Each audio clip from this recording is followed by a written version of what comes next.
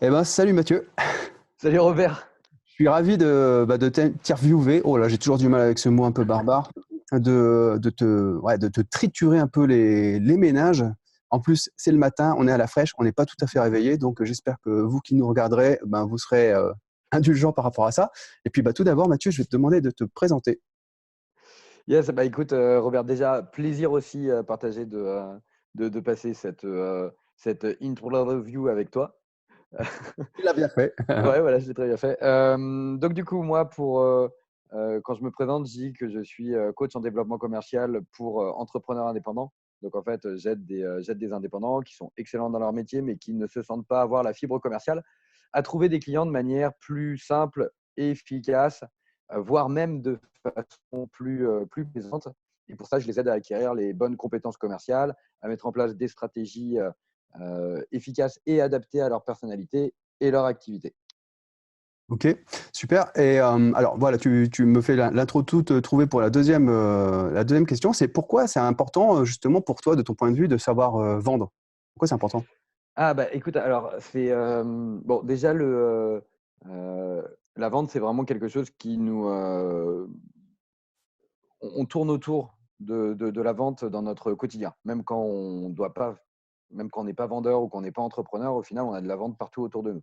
Que ça soit au travers de pubs, au travers de sollicitations, au travers de discours, de messages, et cetera. Bref, et même dans nos échanges au jour le jour, au final, il y a toujours des micro-transactions qui ne se font pas forcément d'un point de vue financier, mais qui peuvent, voilà, on a toujours de la négo à faire, toujours de l'échange de valeur quelque part. Enfin, la vente est vraiment tout autour de nous. Donc, de base, c'est important de s'y intéresser pour savoir maîtriser les aspects et pouvoir s'en faire un allié et pas un ennemi. Et puis le deuxième point, c'est que bah, quand on est entrepreneur, là, la vente, c'est juste indispensable parce que une boîte, c'est quoi? Une boîte, c'est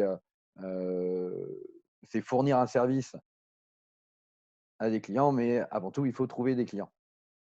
Et donc, du coup, si on n'a pas de clients, on n'a pas de service, donc on n'a pas de service à proposer et à produire. Donc, on n'a pas de business. Donc, la première brique d'un business d'une entreprise, c'est savoir vendre, savoir trouver des clients, les convaincre qu'on a un super deal à leur proposer, conclure cette vente pour pouvoir derrière délivrer le service et assurer une bonne relation client dans le temps. Ok. Et quelqu'un qui démarre, tu lui conseillerais plutôt de se concentrer sur l'apprentissage de la vente ou plutôt l'apprentissage de la prospection? Oh, ah, Mhm. j'aime bien cette question, c'est intéressant, dis-moi. Oui, oui, Donc, question ouais. intéressante. Ouais, mais c'est effectivement parce que, enfin, c'est intéressant parce que moi, la plupart des gens qui viennent me voir, la plupart de mes prospects viennent avec la problématique de la prospection, avec la problématique de ne pas faire assez de rendez-vous, de pas avoir assez de prospects, pas avoir assez de leads, et cetera. Hem Et la plupart du temps, et moi je m'en suis rendu compte, au fil des rencontres, des échanges, c'est que, bah, ils pouvaient avoir, 2 fois ou 3 fois ou 6 fois plus de rendez-vous. Ça n'allait être qu'un moyen de se disperser et de s'épuiser parce que derrière, en fait, ils ont pas forcément la bonne posture pour, convaincre un maximum de personnes. Et en fait, moi je pense que c'est plus important de savoir bien vendre au départ, plutôt que de savoir bien prospecter parce que, en gros, la vente, c'est un peu l'indispensable dans la mécanique. C'est un peu le truc, s'il y a pas ça, bah, tu peux mettre la plus belle mécanique dans ton moteur, si tu as pas le piston qui fait tourner le bazar, bah, ton moteur, il tourne dans le vide, en fait. Tous tes On- roulements à côté, ils tournent dans le vide. Ouais, et du Hem, coup, on pourrait un peu prendre l'analogie avec l'analogie que j'aime bien, c'est le seau percé, tu sais. Tu peux très bien ouais. remplir ton seau avec tout ce que tu veux d'eau à l'intérieur. Donc, on peut faire l'analogie avec les clients, mais s'il est percé, ben, parce que tu sais pas conclure la vente, ça sert pas à grand-chose, quoi. Bah, ouais, et puis tu peux avoir le plus de flux possible.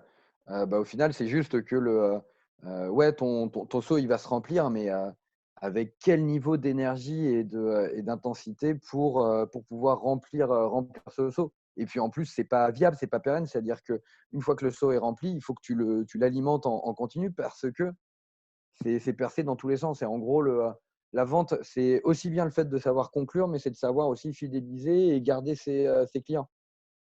Donc, juste après cette coupure, cette micro-coupure indépendante de notre volonté, nous allons reprendre avec la question donc, qui était pourquoi c'est quoi le plus important? C'est la vente ou savoir vendre ou savoir prospecter. Et donc, l'analogie avec le seau percé, est-ce que tu peux rebondir là-dessus? Ouais, donc en fait, l'analogie avec le saut percé, c'est vraiment symptomatique. C'est-à-dire que tu peux remplir un seau percé dans l'absolu. Mais pour ça, il faut vraiment avoir une très grosse intensité au niveau du jet d'eau et au niveau de la quantité d'eau qu'il y a. Et puis, le deuxième point, c'est que, OK, tu vas le remplir, mais tu le laisses, euh, tu le laisses 5 secondes sans re-remplir d'eau et ton seau, il va déjà être vidé des 2 tiers. Et donc, du coup, la vente, c'est à la fois le fait de savoir conclure la vente, mais c'est aussi de savoir fidéliser ses clients et de savoir les garder dans le temps. Alors, moi, quand je parle de fidélisation, ça ne veut pas forcément dire faire de la vente complémentaire, ça dépend de ta gamme d'offres, mais ça veut dire euh, les fidéliser en les transformant en ambassadeurs, en faisant en sorte qu'ils parlent de toi autour d'eux, qu'ils favorisent le bouche à oreille, qu'ils relaient tes communications, qu'ils soient vraiment des aficionados en fait. Et ça fait partie aussi de la vente pour moi. C'est parce que je considère, on pourra en reparler, mais pour moi, je considère que la vente, elle se termine au moment où tu as délivré ta promesse. Tu vois, c'est voire même, je crois que c'est Yannick Alain qui disait ça, et j'aime bien l'image, c'est de surdélivrer sa promesse, c'est-à-dire de lui en avoir donné bien plus que ce qu'il n'attendait. Là, du coup, tu sais que tu as fait une vente exceptionnelle parce que la vente, c'est vraiment un échange de valeur. Ça va dans un sens et dans l'autre. C'est-à-dire que, OK, ton client, il va te payer, donc il va te donner de la valeur financière, mais en échange d'une valeur que tu lui promets. Et si tu ne lui donnes pas cette valeur en retour, eh bien, c'est juste que tu l'as eu, quoi. Tu l'as pris pour un pigeon et c'est lui qui s'est fait avoir, quoi. Alors que si au contraire, bah, tu lui donnes ce pourquoi il t'a payé, il y a un vrai échange de valeur. Donc pour moi, c'est ça vraiment la vente. La vente, c'est de réussir à convaincre quelqu'un que il va en avoir pour son argent par rapport à son projet, par rapport à ses ambitions, par rapport à ses problématiques, par rapport à là où il veut aller. Et c'est ça qui est particulier en fait, c'est que du coup, lui, il sait à l'instant T ce qu'il va perdre. Il va perdre, enfin, potentiellement, il perd de l'argent. Voilà, il va devoir se délester. C'est exactement ça, tu vois. Il doit se délester et en échange de quelque chose qu'il n'a pas encore. Et Ça rejoint un peu l'attrition à la perte. On a horreur ouais, c'est ça. voilà, de donner quelque chose quand on ne voit pas tout de suite le bénéfice immédiat. Et je pense aussi que ce que tu souhaites faire comprendre aussi, c'est que une bonne vente, ça veut dire que tu dois certes convaincre la personne que ta solution est la mieux adaptée pour sa situation à lui, mais derrière, d'avoir aussi la promesse de délivrer vraiment ce que tu as annoncé. Ouais, c'est vraiment, faut assurer derrière, quoi. Enfin, pour moi, vraiment, je considère que le plus dur, il n'est pas fait quand on a convaincu la personne, hein. Pour moi, le plus dur, c'est vraiment à la fin. C'est-à-dire que euh, moi, le moment moi, en fait, si tu veux, quand je fais une vente, là, surtout depuis que je suis à mon compte, il y a vraiment un truc qui systématiquement me bouffe vraiment l'esprit, c'est je veux que chacun de mes clients en ait pour son argent. Et donc, du coup, quand je vois un client qui voilà, n'a pas eu les résultats escomptés pour X ou Y raison, ça me bouffe viscéralement, quoi. Et je suis prêt, en fait, à lui en donner plus, tu vois. Moi, je déteste euh, je déteste vraiment les discours de formateurs ou de coachs qui disent aux entrepreneurs, non, quand vous vendez quelque chose à quelqu'un, ça reste dans un cadre. et il faut pas en sortir, sinon c'est vous qui allez vous faire avoir. Machin. Donc, en gros, tu as vendu 3 séances de coaching, bah, c'est 3 séances de coaching. Et puis, si la personne n'a pas réussi à atteindre ses résultats avec ces 3 séances de coaching, eh bien, tant pis pour elle. C'est pas ta conception de la vente. Non, c'est pas mon conception de la vente. Alors, ça veut pas dire que,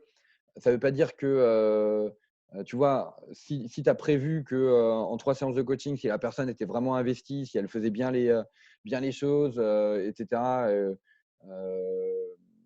eh bien, c'était peut-être suffisant pour atteindre les résultats. Et que si les résultats ne sont pas atteints, bah, faut d'abord regarder si effectivement elle a respecté sa part du contrat.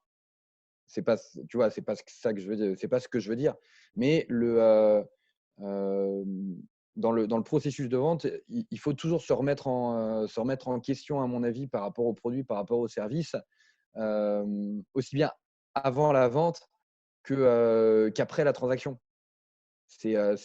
Faut être en constante amélioration continue pour se dire comment je peux apporter et comment je peux systématiquement délivrer ma promesse euh, en prenant le moins de temps possible pour être le plus rentable, et mais en faisant en sorte que cette promesse elle soit systématiquement délivrée, qu'il y ait le moins de failles possible, quoi. Ok, ok. Alors la question, tu sais, que j'ai, la suivante, c'est, on a souvent l'image d'Épinal, hein, voilà, une fausse image du vendeur, du bon vendeur, tu sais, Ouais. le tchatcheur. Voilà, le tchatcheur, le mec qui a la tchatch, le mec qui arrive à t'embobiner, qui arrive à t'endormir. Et qu'est-ce que tu penses? J'aimerais bien que tu casses un peu cette image-là, Mhm. pour les gens qui ont pas l'habitude de te voir en vidéo. Moi, je te connais, donc je sais que tu as un franc-parler là-dessus. Et justement, je voudrais bien avoir ton avis là-dessus. C'est quoi un bon vendeur? Ouais. C'est quoi? Alors moi, en fait, là, c'est marrant parce que j'en parlais avec ma femme hier. Euh, Juste pour te raconter l'image. Donc, elle me disait qu'elle avait elle avait fait un covoiturage avec un des commerciaux de sa boîte. Et elle me disait, bah, c'était cool parce que comme c'est un commercial, et bien du coup, il a parlé pendant tout le trajet. Et moi, j'ai pas eu besoin d'eux. Hmm. Et en fait, c'est pour moi extrêmement symptomatique de ce que n'est pas un bon vendeur. En fait, un bon vendeur, c'est pas quelqu'un qui parle, c'est quelqu'un qui écoute. Un bon vendeur, il sait avant tout, il sait avant tout poser les bonnes questions. Il sait avant tout bien écouter pour pouvoir bien creuser les problèmes, les enjeux, les ambitions, bien apprendre à connaître la personne à qui elle s'adresse. C'est un peu comme, bah, tu vois, si en marketing, on parle souvent du persona, de l'avatar. Et en fait, il y a vraiment 2 versions du persona et de l'avatar. Il y a le persona qui est un peu travaillé de manière très allégée, où en gros, on s'imagine rapidement une personne, on met 2-3 indicateurs dans une case et on dit que c'est une ménagère de 50 ans et point final. Tu vois. Et tu as l'autre avatar qui est vraiment un avatar très détaillé qui peut être décrit sur plusieurs pages, où on a vraiment le côté on comprend le côté émotionnel, les rêves, vraiment les aspirations profondes et tout. Enfin, vraiment, tu as ces 2 visions-là. Et en gros, si tu veux, tu peux avoir aussi les 2 commerciaux. Tu as le commercial qui va rester en surface et qui est focalisé sur son pitch à lui. Donc, comment il va présenter son produit, son service, quand est-ce que je vais le présenter, machin. Et puis, tu as de l'autre côté l'autre commercial qui passe sur la vente 80% de son temps à écouter et 20% de son temps à parler. Et en fait, les 20%, c'est à la fin, et il va parler d'une manière très adaptée à ce qu'il a entendu avant. Et moi, je dis souvent un truc, c'est que j'adore vendre, mais j'ai toujours détesté être commercial parce qu'on me mettait trop souvent dans la première catégorie. Les mécanismes, il y a beaucoup de boîtes qui ont encore une formation des commerciaux sur la base de eh bien, on va faire en sorte que vous soyez des excellents pitchers. On va vraiment vous mettre dans l'objectif de directement mettre le client face à ses objections. Et voilà, on va faire en sorte que vous soyez des bulldogs et que vous lâchez rien jusqu'au bout. Pour réussir à conclure la vente, puisque Ouais, c'est ça. c'est quand même le point d'orgue de l'objectif, hein, bien sûr, c'est de réussir à décrocher. Alors, j'aime pas trop ce terme décrocher, j'ai l'impression que c'est perché, et Ça, du c'est coup, un il faut ouais, monter c'est ça. l'échelle, aller chercher. Alors que finalement, quand tu fais bien le job, c'est que ça tombe Ouais, dans ta main. Tu as réussi à lever les objections parce que tu as bien compris qui tu as en face de toi. et ce que tu vas lui proposer, c'est pas te contorsionner pour répondre absolument à son offre, parce que je te connais, je sais que quand tu sais que tu ne peux pas répondre à la personne, tu vas lui dire clairement, je ne peux pas répondre à ta demande, à ton besoin, et à ce moment-là, tu n'hésites pas à orienter vers quelqu'un d'autre. Mm. La question aussi que j'ai, c'est justement, on parle de point d'orgue de la vente qui est le closing, hein, en anglais. Mm. Et donc, ce closing, cette façon de conclure une vente, est-ce que pour toi, c'est quelque chose qui est difficile quand on ne connaît rien? Comment on fait pour closer? Ouais, alors c'est quelque chose de difficile parce que on peut s'en faire une montagne, déjà de un. Donc, en fait, on peut avoir beaucoup de barrières psychologiques par rapport au fait de conclure la vente. Le premier étant que euh, on a l'impression de se mettre à la place de la personne en se disant putain, euh, il va trouver mon offre trop chère, il va jamais avoir les moyens, il va forcément avoir des objections, ça va lui paraître aberrant. Enfin, en gros, on a l'impression de se mettre à la place de la personne en se disant ces choses-là. Et donc, du coup, bah, ça vient mettre énormément de pression sur nos épaules au moment de faire la proposition, parce qu'on se dit, mais du coup, je vais lui proposer un truc, il va trouver ça mais monstrueux. Et du coup, il va me le dire alors que. Et moi, je veux pas qu'il me le dise parce que je veux qu'il me dise OK, go, on y va. Et je veux qu'on aille direct à la suite. Et en fait, on se met déjà une bonne grosse première pression mentale par rapport à ça. Et c'est une question de posture, en fait. C'est-à-dire que on se met dans une posture où on subit la décision de la personne au lieu de chercher en fait à l'accompagner dans sa décision. Ce qu'il faut se dire, c'est que quand tu fais une vente au moment du closing, vraiment au moment où il s'agit de prendre. En fait, le closing, c'est quoi? C'est prendre une décision, oui ou non, on y va. Mais il faut bien comprendre qu'il y a le oui ou non. C'est pas tu vas chercher une information. C'est juste que si la personne, elle prend une décision, il faut qu'elle soit sûre que ce soit la bonne pour elle. Donc, si elle te dit oui, bah, tant mieux, parce que ça veut dire qu'elle est engagée dans le processus et tu sais, toi, de base, que ça va être une bonne décision pour elle. Ouais. Sinon, tu ne lui auras pas fait la proposition initiale. Et si c'est un non, eh bien, il s'agit juste de savoir si effectivement c'est la bonne décision pour elle. Donc, est-ce qu'elle a vraiment pris Toute la toutes les informations, tu Mmh. vois?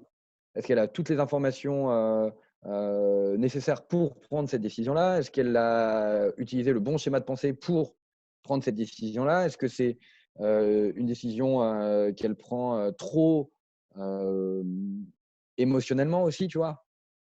Émotionnellement dans le sens trop de peur, trop de crainte, trop de trucs. Et donc, dans ce cas-là, l'idée, c'est de pouvoir lui ramener les bonnes informations pour calmer ses peurs, tranquilliser, etc. Et, et si c'est un non final pour des raisons logiques, rationnelles et tout, eh bien, c'est pas grave, quoi. Ça fait partie du jeu, mais faut juste t'assurer que il ou elle a pris la bonne décision à ce moment-là. D'accord. Est-ce que tu dirais qu'il y a pas mal, enfin, il y a beaucoup de personnes qui craignent cette ultime étape qui est le closing parce qu'ils ont peur du non, ils ont peur de recevoir le non? Mm. Ah oui, oui, bah ouais, enfin c'est ça. Ils ont peur de recevoir le non parce que c'est synonyme dans leur esprit de rejet. Roger? Tu vois, on les rejette eux, alors que non, en fait, ton client, il va pas te rejeter toi, il va rejeter ta proposition d'échange de valeur. Il estime que cet échange de valeur, il est pas cohérent, Par rapport à eux, ouais, par par rapport à rapport eux. à eux, par rapport à leur situation à l'instant T. Ça veut dire que s'il te dit non maintenant, c'est dans son contexte, dans son contexte à l'instant T. Mais ça ne veut pas dire que dans 6 mois, son contexte n'aura pas changé. Donc, D'ailleurs, ouais, d'ailleurs, à ce propos, il y a une phrase que j'aime bien qui est un non, c'est un oui en devenir. Ça, j'aime beaucoup. alors, je, je fais une petite astérix parce que c'est, je, je- cette phrase, faut faire attention à ça. C'est Parce que quand c'est non, c'est un non maintenant, Non, mais effectivement, dans le contexte. je parle de la vente, hein, je parle pas Ouais, avec je parle de la vente, ouais. pour les gens qui nous regardent. J'ai eu des retours, j'ai eu des retours en me disant que voilà, cette phrase, elle pouvait être très très mal prise, mais effectivement, dans le contexte de la vente et du développement commercial, le truc, c'est de se dire que un non se construit.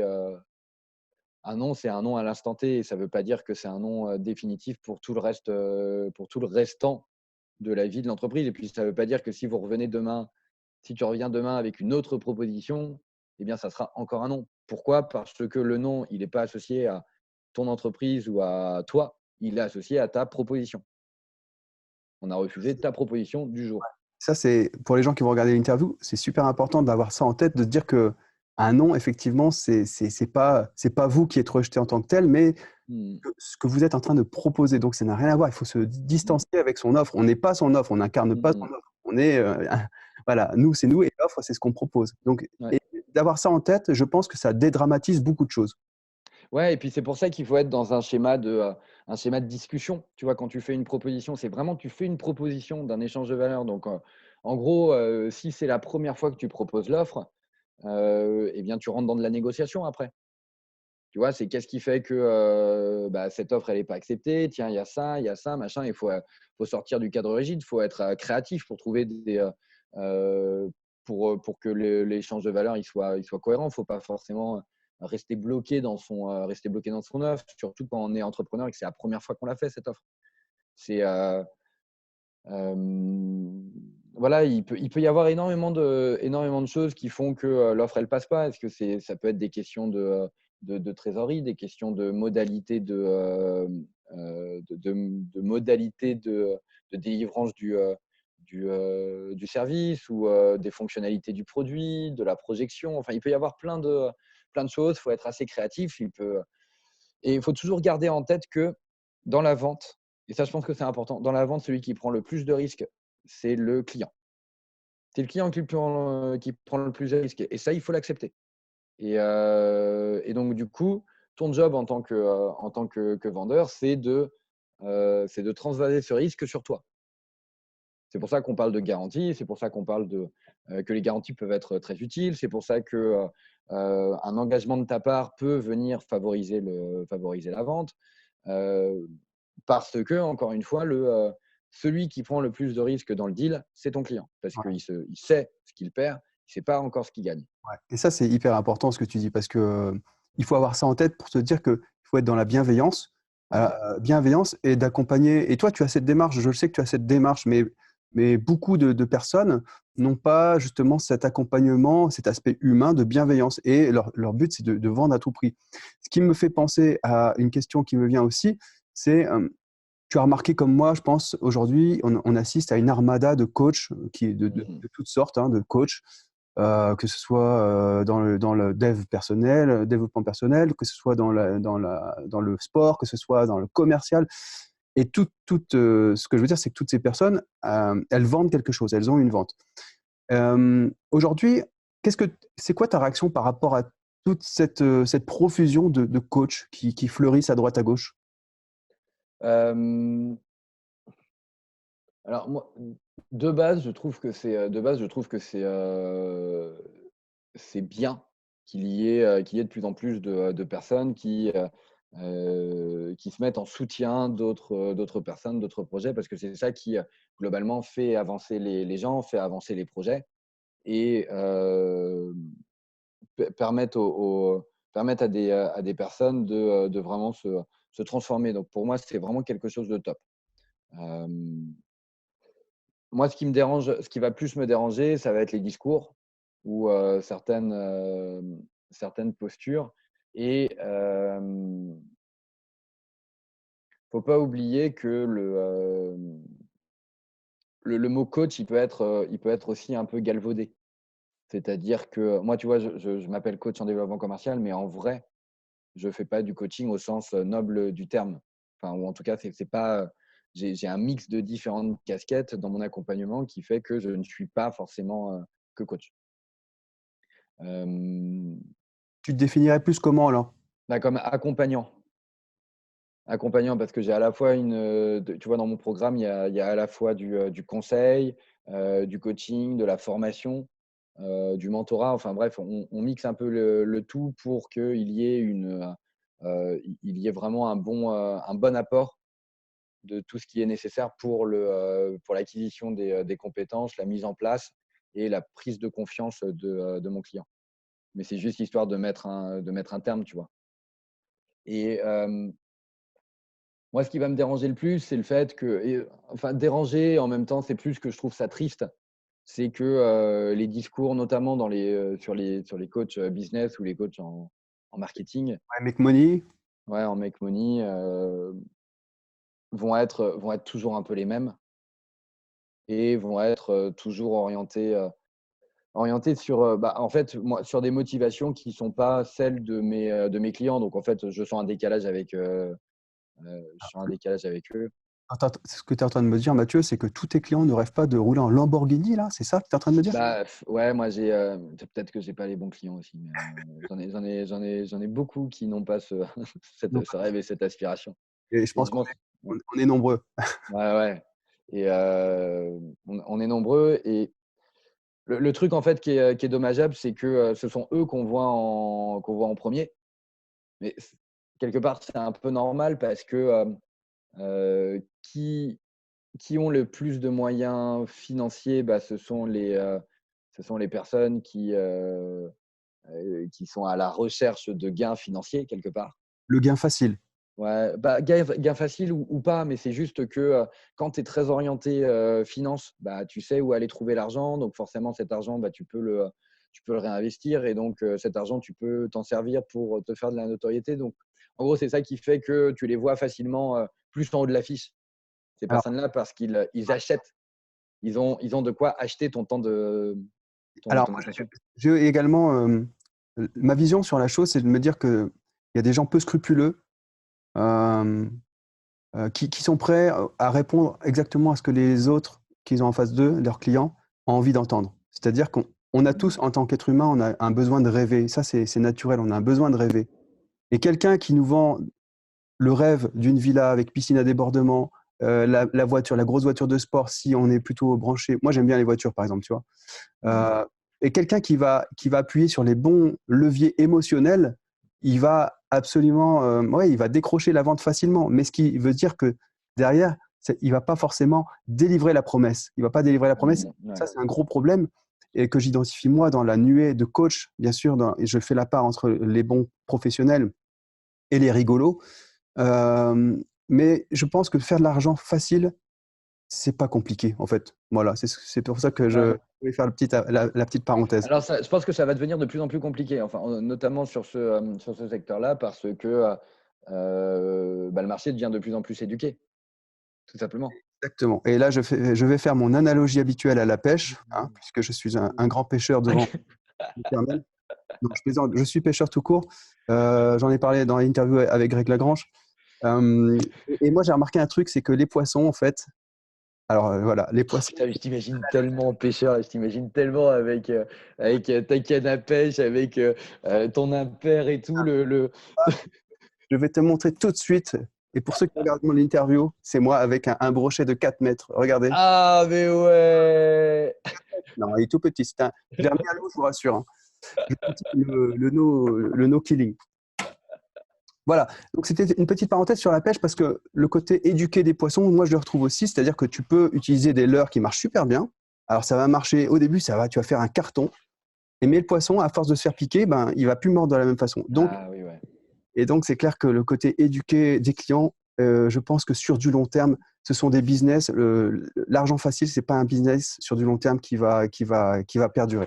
Ouais et tu vois ce que tu dis, c'est, heu, alors du coup, ça me permet de ça me fait vraiment penser à un autre truc qui me dérange et je n'avais pas mis le doigt dessus et tu viens de mettre le doigt dessus, c'est le côté, pérennité du business. C'est-à-dire que, hem, moi, j'accompagne mes clients dans la mise en place de stratégies qui va rendre leur business pérenne, tu vois? Et durable.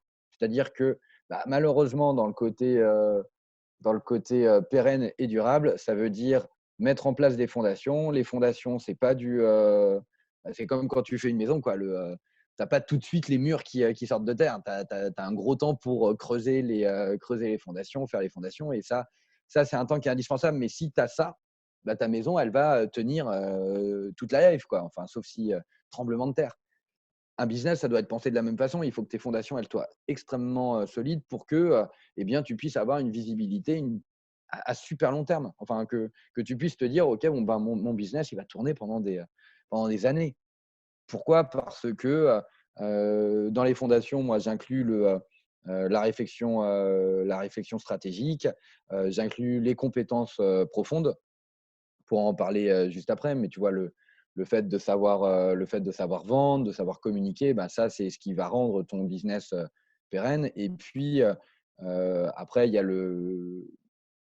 y a ton offre, ta proposition de valeur, et puis ta démarche d'amélioration continue. Mais si en gros, si tu n'as pas si t'as pas ces piliers-là, bah, ouais, tu peux mettre tous les systèmes marketing que tu veux. Il faudra que tu réinventes la roue à chaque fois que l'eau sera tarie, quoi. Enfin, en gros, si tu pêches avec le même leurre pendant plusieurs semaines dans le même lac, bah, à la fin, tu pêches plus de poissons. Et qu'est-ce que tu fais? Bah, tu reprends un nouveau leurre et puis tu refais la même chose. Alors que si tu as la bonne démarche dès le départ, bah, tu n'as pas besoin d'aller racheter des nouveaux trucs. Non, tu es toujours en train de pêcher au final. Tout à fait, tout à fait, c'est une très bonne image. Par rapport à ta formation, alors parce qu'on n'a pas parlé formation encore. Je crois savoir que tu as fait une école de commerce, Ouais. c'est ça? Hem, c'est un point commun que tu as avec Stan Leloup, qui a fait aussi lui, Ouais, oui, qui a fait aussi une école, ouais, c'est vrai. et qui a fait un mail il y a pas très longtemps que j'ai vu passer et alors qu'est-ce que tu peux nous dire toi? Est-ce que quelqu'un qui voudrait apprendre à vendre, est-ce que faire une école de commerce, c'est la suite logique? Et ah bah tu non, J'ai déjà un avis. Non, une école de commerce, ça va pas. En fait, tu as fait quoi euh, comme commerce? moi, j'ai fait l'EDEC à Que les Lille. d'accord, allez. Euh, alors, c'était vraiment très cool. Enfin, j'ai appris, j'ai pas forcément appris beaucoup de choses d'un point de vue théorique, euh, parce que bon, quand tu es en école et que tu veux apprendre enfin que tu veux monter une boîte ou que tu veux monter un business, en fait, l'école, elle va pas t'accompagner là-dessus. En vrai, c'est la meilleure école de l'entrepreneuriat, c'est de le faire et de s'entourer des personnes qui l'ont déjà fait et puis de tester, d'être constamment en test. Bref, le, euh, tout le processus de vente, l'acquisition des bonnes compétences, etc. En fait, en école, on t'apprend la mauvaise chose qui est on t'apprend à pitcher. Donc, tu fais beaucoup de pitch, beaucoup de présentations, de trucs, de machin. Donc, oui, ouais, tu es à l'aise à l'oral, hein. Alors, ça, c'est sûr, tu es à l'aise à l'oral parce que tu bouffes que de la présentation. Euh, Par contre, on t'apprend pas du tout à t'intéresser à l'autre, on t'apprend pas du tout à te mettre dans la bonne posture enfin euh, de poser, enfin de questionnement, de coacher la prise de décision, etc. On t'apprend pas du tout ça, mais c'est parce que c'est pas vraiment la vocation non plus de l'école. Et puis après, on te fait pas vraiment bosser sur de l'application de vente, et que ça soit à l'écrit ou à l'oral, hein, d'ailleurs. Hein.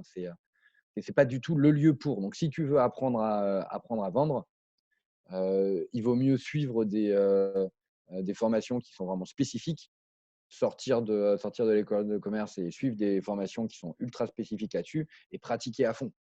Et vraiment pratiquer à fond et rencontrer des personnes qui le font, quoi. Et alors je voyais aussi une vidéo, sur la rhétorique et donc ça rejoint un peu ce qu'on dit et la personne disait que en fait, quand on cherche des bouquins, des ressources supplémentaires, parce que son audience lui demande à chaque fois des bouquins supplémentaires. Lui, il a tendance à dire que c'est procrastiner parce que la vraie connaissance, c'est bien. Il faut avoir la soif de connaissance et de lire des bouquins, mais il faut appliquer derrière. C'est ce que tu dis, il faut appliquer parce que derrière, si tu n'appliques pas, tu n'intègres pas intérieurement ce que tu intellectualises. C'est ça, hein? Ouais. Ouais, c'est ça. Et puis tu te confrontes pas. En gros, ce qui va être intéressant aussi euh, dans le côté formation, formation appliquée, c'est que le fait de faire les choses, eh bien, tu te fais faire des erreurs, te fais faire des bêtises, des conneries. Et en fait, ça te permet du coup de chercher les bonnes infos derrière parce que du coup, tu veux plus les reproduire, ces erreurs. Et c'est en étant dans ce système de tester et apprendre qui fait que tes compétences, tu les développes progressivement. Donc, c'est bien de lire, c'est bien de se former, il faut appliquer. Ensuite, il faut revenir sur ces lectures, sur ces formations pour y retrouver, tu vois, les bonnes infos et ensuite les retester, etc. Et c'est ça qui fait que à la fin, tu arrives super bien à vendre, à avoir une bonne posture, une bonne démarche. Et moi, ce que je dis à mes clients souvent quand ils lancent une nouvelle offre, c'est je leur dis allez chercher le non. Allez pas chercher le oui, allez chercher le non. C'est-à-dire, même si ton offre, elle est pas ouf, elle n'est pas terminée, va te confronter le plus vite possible pour justement qu'on te dise non. Pourquoi? Parce que derrière ce non, en fait, tu as t'as plein d'informations. Tu as plein d'informations qui te permettent de revenir après. Et puis, quand tu sais que ce non, c'est pas je te rejette toi, mais je te rejette ta proposition, eh bien, ça te permet d'itérer rapidement et d'être vraiment beaucoup plus rapide, beaucoup plus réactif, euh, beaucoup plus efficace. Alors, c'est super intéressant ce que tu dis là, tu viens de sortir une grosse pépite, parce que, dans tous les pitchs, on apprend et je vais faire ça va faire la transition avec ce qui suit avec le copywriting, mais dans tous les pitchs, on apprend que, on doit susciter des oui, des oui, des oui, des oui, de la part de ton prospect qui s'auto-valide, en fait. Et j'avais déjà lu ça il y a pas très, très longtemps de quelqu'un qui disait, au contraire, allez chercher un non assez rapide parce que tant que la personne vous intégrez des oui, des oui, des oui, lui dans sa tête, il y a toujours le non qui reste. En fait, dans un coin de sa tête, il Mmh. se dit: «Ouais, c'est bien beau, c'est bien beau, c'est bien beau, mais moi, au lieu de dire oui, oui, oui, en fait, il va dire c'est bien beau, c'est bien beau, c'est bien beau» et le fait de dire Mmh. d'appeler un non, finalement, tu vas casser son pattern, tu vas casser son schéma et là, il va se dire: «Bah, ouais, bah, mais c'est pas ce que je vois d'habitude dans les pitchs, c'est pas ce qu'on me sert comme «soupe» entre guillemets». Donc c'est intéressant. Tu peux développer sur cette idée d'aller chercher le non? Ouais, alors en fait, bon déjà, c'est de se dire que, les objections, c'est une bonne chose. Les objections, c'est une super bonne chose parce que c'est une marque d'intérêt. Il faut distinguer vraiment l'objection du non ferme et définitif. Non, ça m'intéresse pas.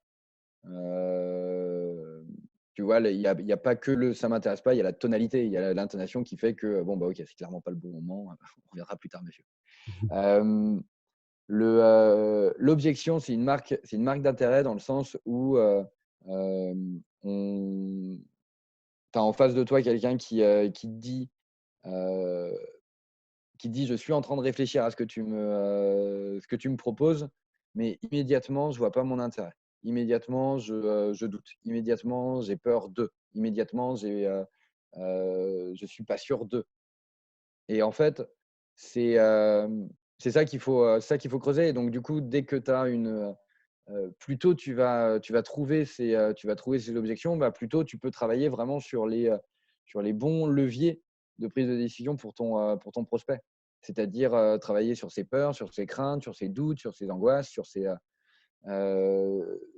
qui est vraiment ce qui l'empêche en fait d'avancer la plupart du temps. Parce que si vous avez un premier échange à propos d'un sujet en particulier, c'est parce que c'est un sujet pour lui, a priori, ou alors c'est un touriste tout simple et qu'il a du temps à perdre. Mais normalement, si tu as un échange avec quelqu'un sur une problématique donnée, sur un projet donné, ça veut dire qu'il y a déjà un intérêt de base. Et que si à la fin, si après avoir fait ta proposition, il te dit pas un oui immédiat, mais qu'il te dit, tu vois, par exemple, «C'est trop cher» ou alors «Ça me convient pas» ou «C'est pas fait pour moi». En fait, c'est pas des phrases qu'il faut prendre, telles quelles parce qu'encore une fois, c'est des phrases hem, qu'il sort Pouvoir se pour débarrasser du problème. ouais, pour pouvoir se débarrasser du problème et parce que en fait, ça fait appel à des peurs profondes. C'est un peu comme, si tu as peur des araignées, que tu vois une araignée, bah, ton 1er truc, ça va pas être d'aller vers l'araignée a priori. Ça va être de détourner le regard, Tout à a fait. priori. Et bah, c'est pareil c'est exactement pareil pour une objection. Et donc du coup, c'est ça qui te permet de pouvoir travailler sur derrière sur ton discours, sur ton offre, sur tes questions. Parce que une des meilleures façons de traiter une objection, c'est avant qu'elle arrive. Mais pour ça, il faut savoir quelles peuvent être les objections qui peuvent arriver. Donc, ça veut dire d'avoir une parfaite connaissance déjà de ton avatar client. Exactement. Et donc, pour avoir une parfaite connaissance de ton avatar, eh bien, il faut aller creuser les peurs, les angoisses, les trucs, les machins. Et donc, du coup, pour ça, il faut aller se confronter très rapidement, le plus rapidement possible quand tu lances une nouvelle offre au non. Et puis ensuite, quand tu as une bonne connaissance de ton produit, de ton offre, que tu es à l'aise avec ça, bah, effectivement, tu n'as plus peur des objections parce que quand elle apparaît, tu sais déjà en fait comment tu vas la gérer, la traiter et comment du coup tu vas rebondir dessus. Donc, comme tu n'as plus peur, eh bien, tu peux l'engager le plus rapidement possible. Et c'est bien parce que s'il n'y a pas d'objection, ça veut dire qu'il n'y a pas de marque d'intérêt. D'accord. Donc, quelqu'un qui te fait oui, oui, un peu mécaniquement comme ça, oui, oui, Ouais, moi, je m'en méfie. Ouais, c'est Ouais, qu'en fait, il est pressé d'arriver au bout de l'entretien et puis finalement que tu aies fini ton pitch et que tu t'en ailles, quoi. ouais, tu vois, exactement. C'est ça. En fait, euh, moi, je me méfie beaucoup dans ces cas-là, quelqu'un qui ne me fait pas d'objection, c'est pire. C'est vraiment le pire des cas parce qu'en gros, tu es sur quelqu'un qui Aucun te style. donne pas, Ouais. ouais, qui te donne aucun signal, tu vois, aucun signal d'intérêt. Quelqu'un qui dit ouais, c'est intéressant. Ouais, c'est intéressant. Voilà. Ah putain, il y a rien de pire, quoi. Faut que j'y réfléchisse. C'est intéressant. Alors, faut que j'y réfléchisse, faut que j'y réfléchisse, c'est une objection masquée. C'est une objection tournée de façon positive, mais en gros, la personne te dit: «Je suis pas convaincu». Quand il dit: «Faut que j'y réfléchisse», c'est: «Je suis pas convaincu, ça me parle pas». Mmh. Donc en gros, tu la traites comme une objection. Donc ce qu'il dit derrière, c'est: «Convainc-moi, que c'est vraiment intéressant». Ouais, que c'est vraiment intéressant pour moi. Pas encore convaincu, mais tu peux encore y En arriver. fait, il te le dit pas. Lui, ce qu'il veut, c'est que tu t'arrêtes et qu'il fasse quelque chose d'autre, quoi, en gros. À Ouais. l'instant T, il te dit ça. Hem et donc du coup, toi, l'enjeu, c'est de pouvoir rebondir en disant, «Faut que je réfléchisse, mais d'accord, j'entends, mais il faut que vous réfléchissiez à quoi?» Enfin là, on a l'occasion justement de pouvoir, répondre à toutes les questions qui vous font douter. Il faut que vous réfléchissiez à quoi? Plutôt aux modalités, plutôt, à l'investissement? Tu vois? Et en gros, traiter une objection, c'est toujours, rebondir avec une question pour relancer justement la discussion. Ça me fait penser un peu à l'image de l'oignon, tu sais, avec plusieurs couches que tu vas, Ouais. venir, enlever, hop, hop, hop, bon, jusqu'à la fin où tu arrives et tu pleures. Non, on va pas pleurer. Je pleure de joie. Je pleure de joie, j'ai pris ma meilleure décision, je suis trop content. Voilà, champagne, je pleure de joie, c'est beau. C'est beau, c'est beau! Bon, alors Mathieu, la question quand même, le thème de l'interview quand même, Mmh. hein, c'est, vente physique versus copywriting. On est d'accord? Eh ouais, ouais, bah, je suis désolé, tu as perdu Robert, hein. On va Je suis devoir y désolé. passer mec, hein? Je suis désolé, tu as déjà perdu. On commence le combat, tu as déjà perdu. Mais non, Qu'est-ce que tu vas faire? Qu'est-ce que tu vas faire? alors, viens, viens, viens, j'enfile les gants moi. Il y a Bob, attention, hein. Bob il est Il à y a côté. Bob, ouais, je sais, je fais attention, il y a Bob. Alors, du coup, je sais que tu adores écrire. Ouais. Voilà, tu m'as déjà dit, tu adores écrire et qu'est-ce qui pour toi est le plus puissant? Alors je sais, c'est volontairement, Ouais, ouais. vulgaire ce que je vais te dire. C'est pas grossier, mais c'est vulgaire. Mmh. Alors qu'est-ce qui est plus puissant entre la vente physique ou le copywriting pour toi? Hem, écoute, c'est difficile à dire parce que ça dépend dans quel système on parle. Il y a des, je pense que, si tu veux, la force de frappe du copywriting est quand même vachement intéressante parce qu'elle s'inclut dans un effet de volume et dans un effet de volume et dans un effet tu t'adresses à plusieurs personnes en même temps. Enfin, il y a vraiment Un effet de un levier? un effet de levier, super intéressant. Super intéressant et Un point pour moi. ah ouais, non, mais carrément, hein, carrément. C'est une compétence qui est ding! C'est une compétence qui est géniale, qui est indispensable, mais qui a ses limites en matière de, en matière de tu sais, de vente financière. Enfin, en tout cas, je pense qu'il y a un certain cap au-dessus duquel c'est difficile de vendre uniquement avec des mots sans interaction.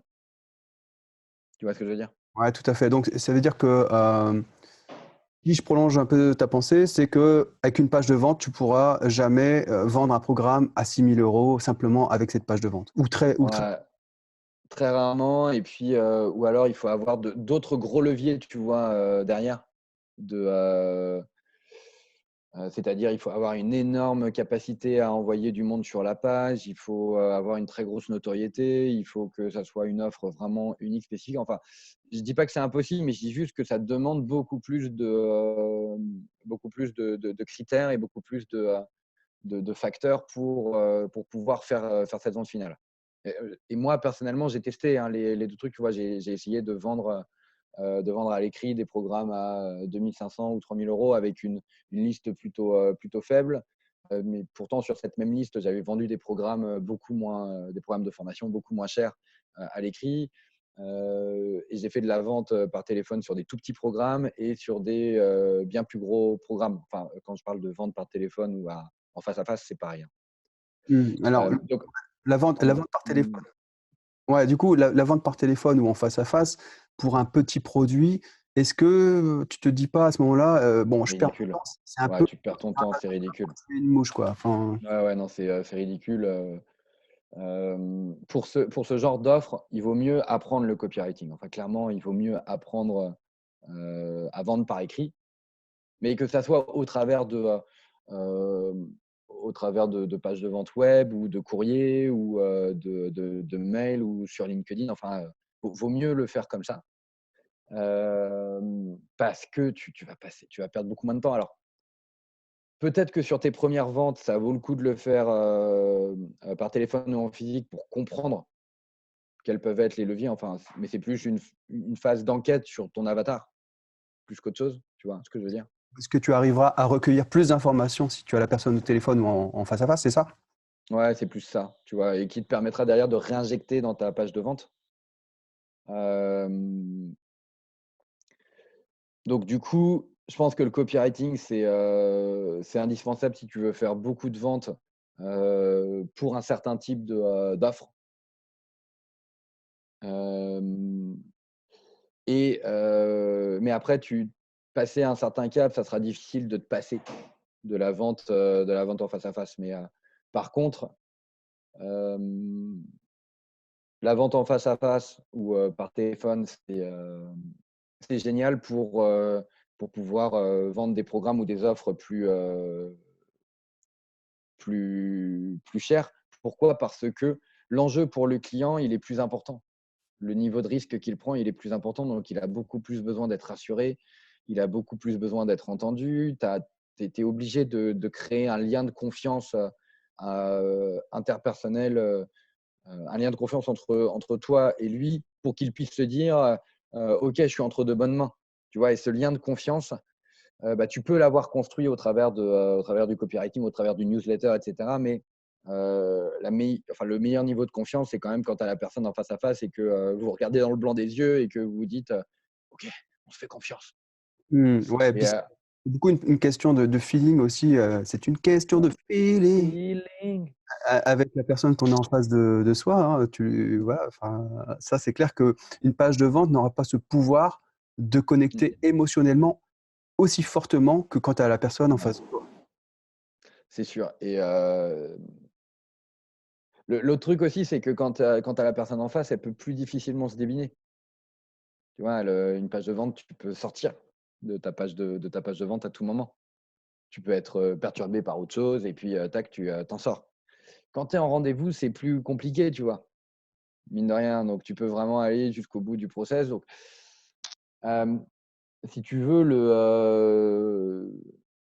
c'est pour ça que je pense que en fait, si je devais faire une belle réponse de Normand, je dirais qu'il faut les 2, de manière générale. C'est pas l'un ou l'autre, quoi. C'est pas l'un ou l'autre, il faut les 2. Et moi j'incite vraiment les commerciaux à apprendre le copywriting, parce que ça fait, ça fait partie des nouvelles démarches et des nouveaux créneaux qu'il faut absolument mettre dans sa besace de compétences. Aujourd'hui, si tu veux être un bon commercial, il faut savoir communiquer sur les réseaux sociaux, partager ton expertise, partager ton savoir-faire, raconter des histoires, fédérer une audience. Et tout ça, ça Euh, passe par effectivement l'écriture persuasive ou le copywriting. C'est le même terme. ouais, ouais. Pour moi, c'est Et indispensable. Ça va devenir de plus en plus indispensable pour se différencier en tant que vendeur. Et puis, tu vois, je parle de vente par téléphone ou en physique, mais quand tu as affaire à quelqu'un qui a déjà, euh, qui a déjà été embarqué dans ton univers grâce à ton copywriting, ça devient beaucoup plus simple parce qu'il y a déjà un niveau de confiance qui est bien établi. La personne, elle sait déjà à qui elle a affaire. Elle partage déjà certaines valeurs, une certaine vision, etc. Et ça facilite énormément la démarche derrière. c'est C'est clair. évident. C'est clair. Alors ça passe notamment par le fait d'envoyer régulièrement des emails avec un ton qui est le tien, qui te ressemble. Et c'est vrai que pour le coup, quand tu rencontres la personne, tu as toi déjà l'impression de la connaître. Elle te connaît pas Ouais. personnellement, mais tu sais, comme la sensation quand tu rencontres une célébrité dans la rue, tu te dis, mais on se connaît, on se connaît. Ben non, l'autre, Non, non, t'es qui? D'où? d'où? Et, et en fait, moi, c'est marrant parce que tu vois, je le ressens de plus en plus, c'est-à-dire des personnes que j'ai au bout du fil et qui me disent ah, ton mail, il m'a vachement parlé, j'aime beaucoup ce que tu écris. Là, ton dernier mail, le dernier sujet, ah, c'était trop bien, machin et tout. Enfin bon, c'est cool parce que du coup, tu veux, t'as pas besoin de convaincre la personne de ta démarche ou de ce vers quoi tu vas l'amener parce elle est déjà convaincue que tu es la bonne personne. Et c'est un énorme pas de franchi, tu vois. Elle est déjà convaincue que tu es la bonne personne. Maintenant, c'est est-ce que ta proposition va être la bonne ou pas, quoi. Mais en tout cas, elle est déjà convaincue que tu es quelqu'un de confiance, qui connaît son métier, tu vois, qui a un gros niveau d'expertise. Et c'est déjà énorme, quoi. Est-ce que, Mathieu, pour toi, quelqu'un qui est un excellent vendeur, donc je dis bien un excellent vendeur, pas un excellent tchatcheur, on est d'accord? Est-ce que quelqu'un qui est un excellent vendeur peut devenir plus facilement un excellent copywriter, selon toi? Ouais, moi, je pense que oui. Je pense que ça prendra du temps. Après, il faut,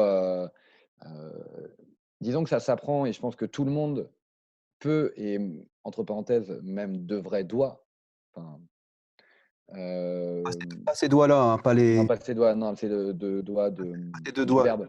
Non, Voilà, mais on est d'accord. voilà, on est d'accord. Hem, En tout cas que, heu, de ouais, tous ceux qui veulent vraiment progresser dans la vente doivent, apprendre le copywriting, peuvent le faire et doivent le faire. Pourquoi? Parce que le fait en gros, c'est un autre moyen de diffuser tes idées, d'amener les gens à toi. Tu sais, plutôt que d'avoir qu'une démarche, physique ou téléphonique ou une démarche vraiment purement, heu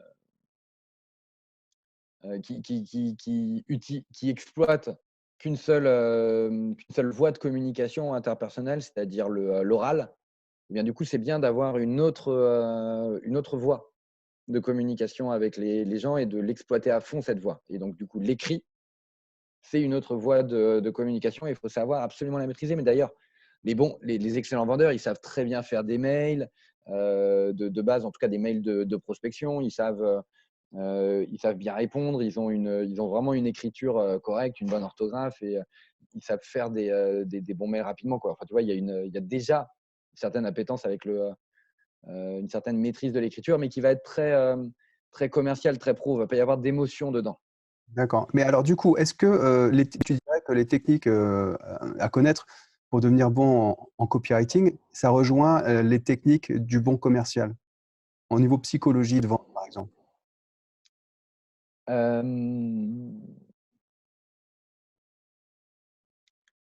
les techniques sont différentes quand même. Enfin, tu vois, les techniques de copywriting, les structures de copywriting sont quand même un peu différentes que les techniques de vente, même si bon, ça se rejoint. Tu vois, si on suit la structure AIDA pour le copywriting, où tu accroches accroche l'attention, suscite l'intérêt, creuse l'intérêt, suscite le désir, fait passer à l'action. Dans la vente, il y a des mécanismes qui se retrouvent dans la vente en face à face, et notamment dans la vente dans la vente B2B. Il y a un autre acronyme qui s'appelle le SPIN. Ça veut dire situation, problème, need, payoff. Donc en gros, tu valides le contexte, la situation actuelle. Donc, tu n'as pas besoin d'accrocher l'attention quand tu es en vente physique parce que tu es déjà là. Donc, a priori. Mais quelque part, en parlant de la situation actuelle de la personne, bah, tu lui fais déjà parler d'elle. Et donc, du coup, elle rentre déjà dans la discussion avec toi. Donc, quelque part, ça veut dire que tu accroches aussi l'attention. Ensuite, le problème, c'est la deuxième étape. Problème, bah, c'est un peu comme dans AIDA, tu vois, intérêt. Bah, Ouais. intérêt, tu creuses l'intérêt en disant tiens, est-ce que tu ne rencontres pas cette difficulté? Est-ce que tu t'es pas déjà posé cette question? Et tac, et en fait, tu viens venir creuser ce problème. Bah, en vente, tu vas faire la même chose quelque part. C'est-à-dire que tu parles des problématiques qu'ils rencontrent, des enjeux et des implications liées à ces problématiques pour l'avenir de la boîte ou l'avenir de ces projets. Ensuite, tu as désir côté copywriting et tu vas avoir need, donc besoin Ouais, ouais. côté vente. Et en fait, là, l'idée, c'est de venir creuser les différentes solutions possibles, les solutions idéales, les meilleures solutions possibles pour résoudre ce problème et du coup éviter le désastre et permettre d'accomplir les projets. Et au final, bah, c'est un peu la même chose en copywriting, c'est-à-dire que tu vas creuser le désir en disant bah, tiens, est-ce que tu ne voudrais pas éliminer ce problème une bonne fois pour toutes? Ce que ça évoquerait pour toi, ce que ça te permettrait d'atteindre et tout, machin. Imagine-toi un peu dans cette situation-là. Et ensuite, la dernière étape, c'est là où ça va différer, c'est-à-dire qu'en copywriting, tu vas faire passer à l'action et On va- le, ouais. le dernier truc dans la vente. Attends, mince, j'en ai oublié un. Ah oui, dans le spin, c'était problème, implication, besoin. Et en Mhm. fait, le truc, c'est effectivement dans la vente, là, ce qui va un peu différer, c'est que tu dois faire passer, tu dois valider les prochaines étapes. En fait, donc c'est effectivement passer à l'action, mais c'est un process qui est un peu plus long. Donc c'est là où la subtilité elle est différente. C'est-à-dire que quand tu es en vente directe, tu ne concrétises pas forcément par un achat immédiat.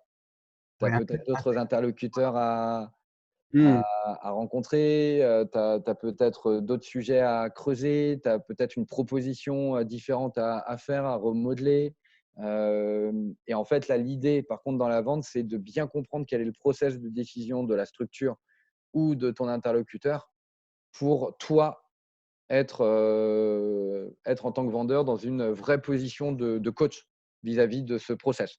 Donc, c'est toi qui dois calibrer les prochaines étapes, qui dois valider les prochaines étapes. C'est toi qui tu laisses jamais quelqu'un revenir vers toi. Non, c'est tu fixes les dates, tu fixes les échéances, tu relances. Ce que tu veux dire par là, c'est l'erreur à pas commettre, c'est bon, bah, je te laisse revenir vers moi dès que tu as pris une décision, par Non, exemple. non, ouais, justement, c'est tout l'inverse. C'est on se rappelle, tu as besoin de combien de temps? Ok, je te rappelle tel jour à telle heure pour en parler. Tu vois, tu es toujours dans la maîtrise du process. Ça, c'est important aussi pour les gens qui vont regarder l'interview, c'est que, alors moi, c'est une erreur que je faisais aussi jusqu'à il y a peu, c'est-à-dire que j'avais tendance à dire à la fin, bah, écoute, dès que tu vois un peu plus clair, je suis à ta disposition, tu me rappelles. En fait, c'est pas ça, parce que la personne, là, tu la lâches dans la nature, Ouais, c'est ça, ouais. et il vaut mieux dire, comme tu viens de le faire, de combien de temps tu crois que tu vas avoir besoin. OK, 7 jours, enfin une semaine, 10 jours. OK, bah, à ce moment-là, le 10 janvier, on se rappelle, à telle heure, ça te va à telle heure? OK. Et là, à ce moment-là, la personne s'engage. Ouais, et puis en fait, moi, je rajoute même un truc, c'est-à-dire que je dis, on se rappelle tel jour à telle heure pour quelle raison? Tu vois, il y a un objectif à cet appel. Donc, c'est pour que tu me dises si oui ou non on y va. Ouais, OK. Tu vois, et en gros, c'est ça qui va un peu différer du copywriting et c'est ça qui fait que un excellent vendeur, il va parfaitement connaître le process et il va être vraiment, tu vois, il va vraiment accompagner le client dans ce process. Donc, il va respecter quelque part le process. Il va peut-être même tellement le connaître qu'il va réussir à le raccourcir par rapport à d'autres parce qu'il va savoir quel est le bon interlocuteur. Et donc, du coup, il va d'abord rencontrer le bon interlocuteur avant de rencontrer les autres. Et donc, du coup, il accélère le processus de décision. Contrairement au copywriting, où en gros, ce que tu amènes la personne à faire, c'est une action très simple de clic, tu vois. Et de clic ou de remplir des infos. Mais les actions sont simples, il est complètement autonome et tu as juste à le motiver pour qu'il fasse l'action. C'est différent en général en vente physique parce que les enjeux sont plus importants, peuvent impliquer plusieurs personnes ou peuvent impliquer un niveau de réflexion plus long, tu vois. Alors moi, Ouais. ouais, moi, ce que je verrais comme passerelle entre les deux, c'est que tu as quand même dans les deux cas le fait de bien mettre en avant l'intérêt, c'est-à-dire le bénéfice que va retirer ton client de Ouais. ta solution. Donc ça, je pense que ça, tu le fais très bien aussi toi-même en rendez-vous, que ce soit au téléphone ou que ce soit en physique. Donc de mettre en avant le bénéfice que va retirer le client, le futur client de ton accompagnement. Et en copywriting, ça, moi, je le fais aussi. Tu vois, ça, je le fais aussi. Après, je pense que le fait d'attirer l'auto-validation de la personne, qu'elle s'auto-valide, c'est quelque chose aussi que tu dois faire, j'imagine, en vente physique, ce que je fais moi aussi Ouais. en copywriting.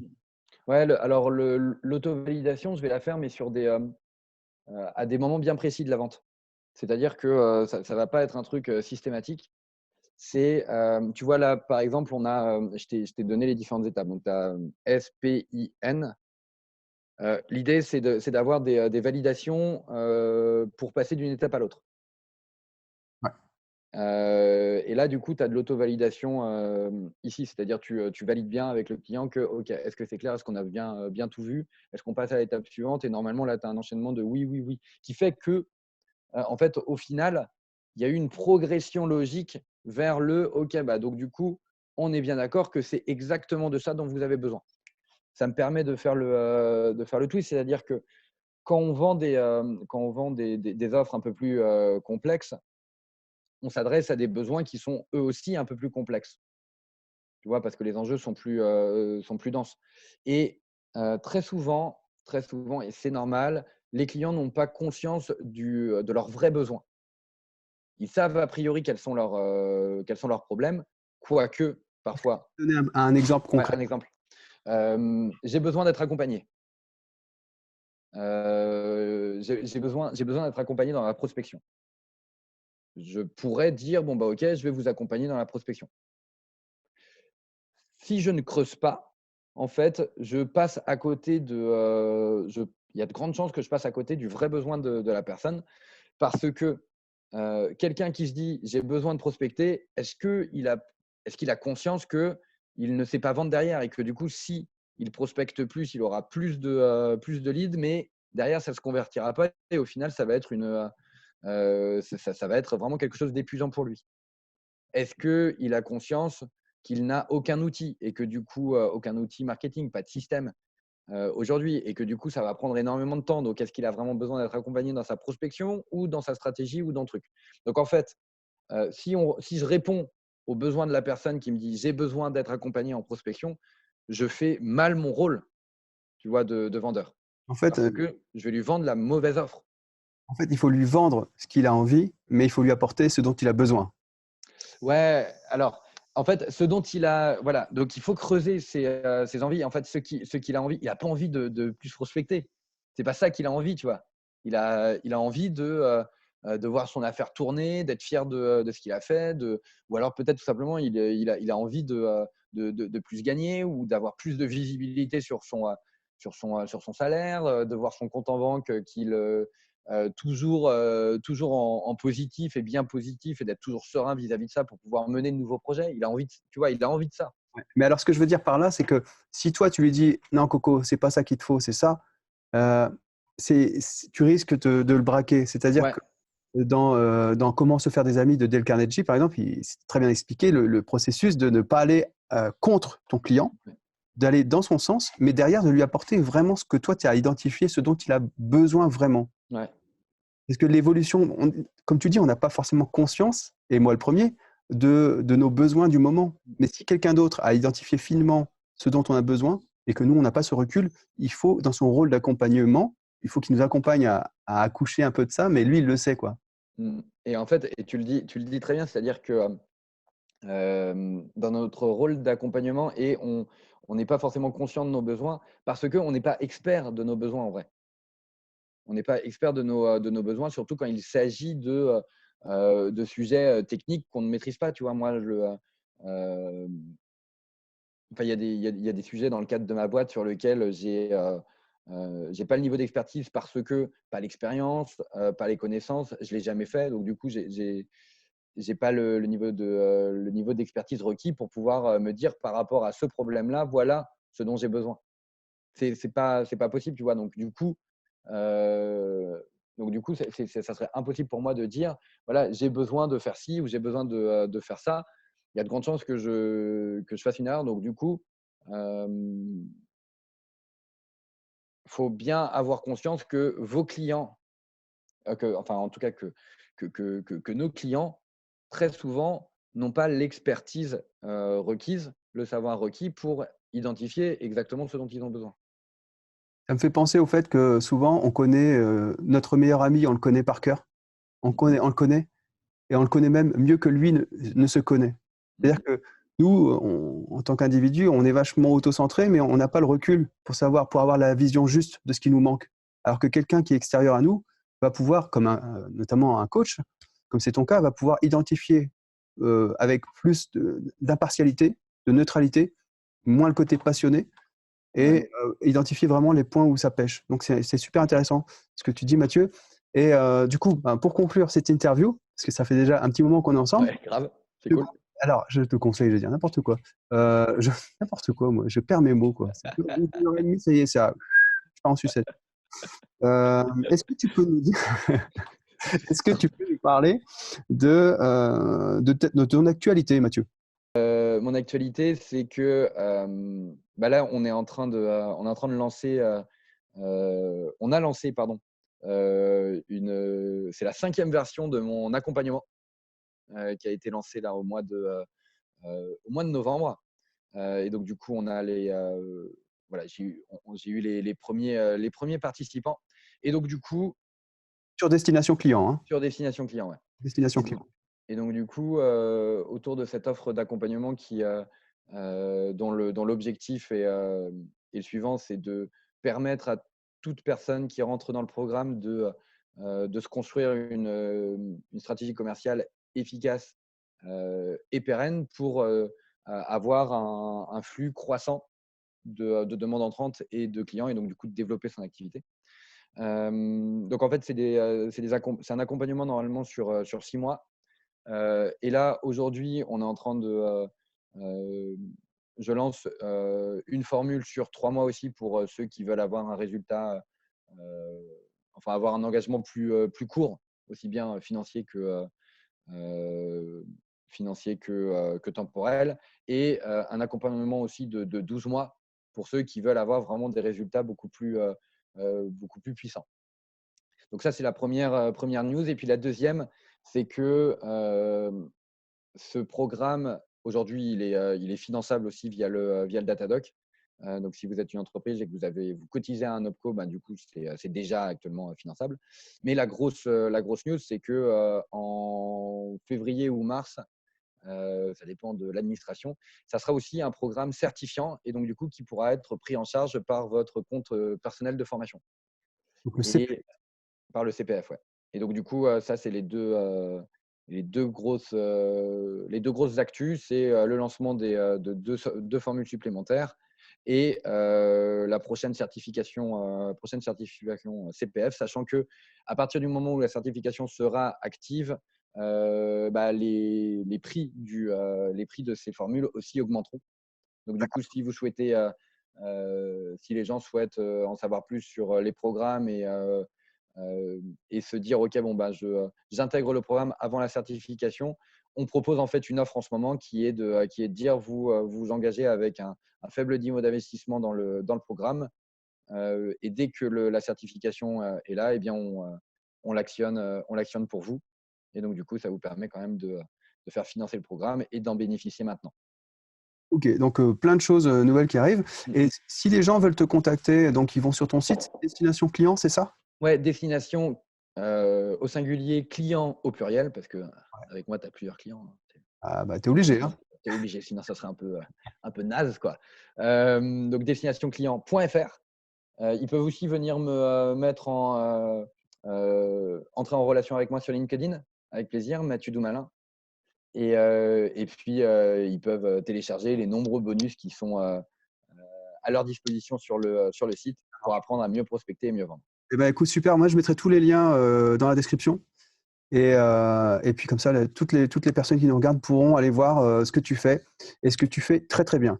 Mathieu, j'étais ravi de passer ce moment avec toi. Ouais, c'était trop cool. Plaisir de partager, Robert, c'était trop cool. C'est cool.